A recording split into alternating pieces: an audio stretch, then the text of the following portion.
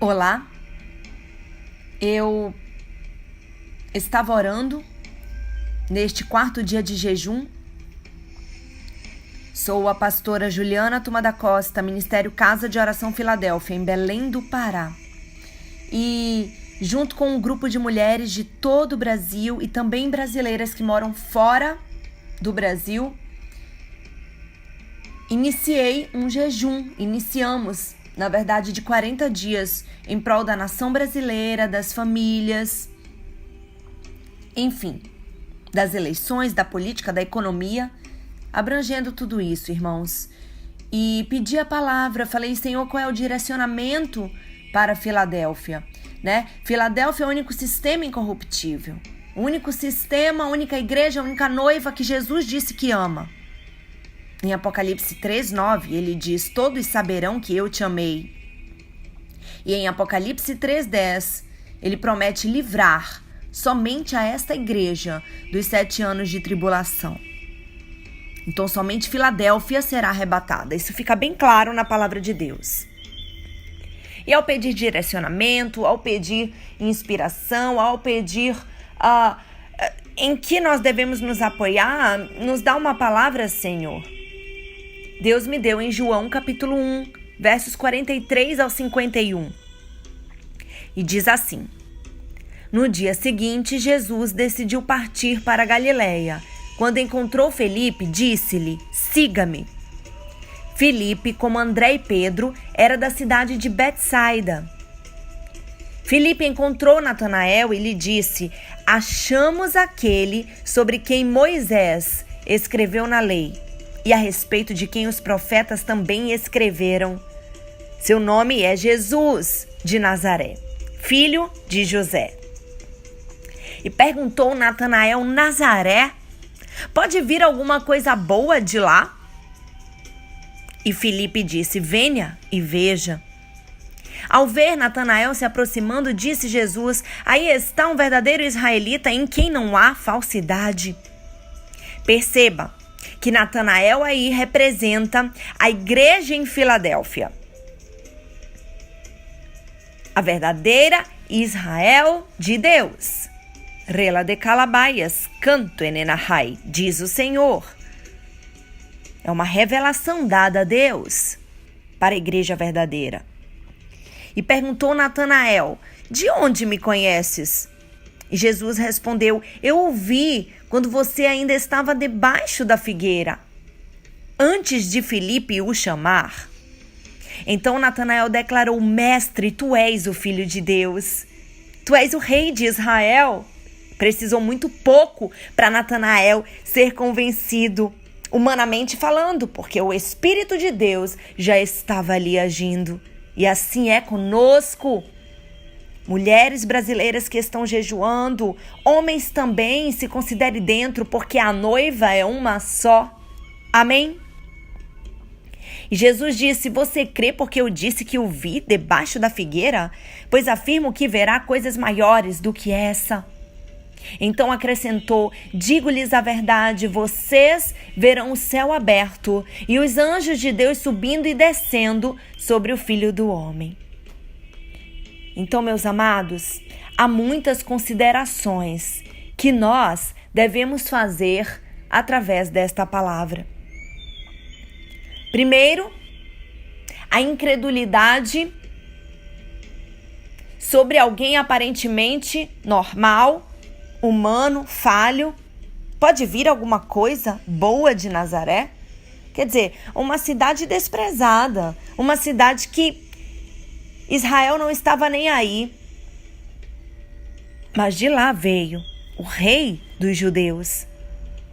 E até hoje essa cidade é desprezada. Eu estive lá ano passado, fui até Israel, fiquei 3 dias em Nazaré. E é uma cidade que quase você não vê judeus. A maior parte já é de árabes. Então, de onde a gente menos espera é que vem a salvação. Quer dizer, podiam perguntar, pode vir alguma coisa boa de Filadélfia? Uma igrejinha com pouca força, uma igrejinha que muitas vezes nem templo físico tem, muitas vezes funciona nos lares. Até na internet, né, amados? Até na internet, essa igreja ela tem se destacado, porque dentro de Laodiceia, dentro do sistema religioso corrompido, claro que Filadélfia não vai ter voz, porque os líderes não querem a verdade, não querem que seja divulgada a verdade. Então, estar debaixo da figueira, como Natanael foi visto pelo próprio Deus, por Jesus, significa estar debaixo. A figueira é Israel. Jesus é o rei de Israel. Estar debaixo da figueira significa estar debaixo da autoridade do rei de Israel. Estar debaixo do direcionamento, e é assim que nós estamos, prosseguindo para o alvo. O alvo é Cristo. Amém?